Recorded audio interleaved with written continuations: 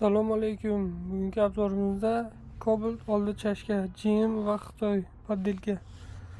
Mana bunisi poddelkasi bo'ladi. Mana bunisi GM bo'ladi. GM paketida farq qiladi mana. Yozuvi kam. Xitoyda poddelkasida yozuvi ko'p. Ko'p do'konchilar poddelka original deb sotadi. Mana. Chista Xitoy poddelkasi. Bunisi mana original.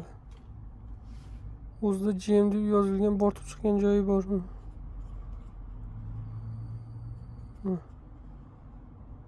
Kodlari bor. Mana bu original toza GM mahsulot.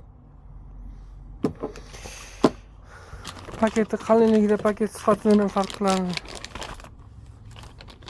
Yoki oddiy paket, oddiy salafan. Xitoy original. Ko'k yozuvchilarni birga bir qilib o'xshatib qo'yishgan.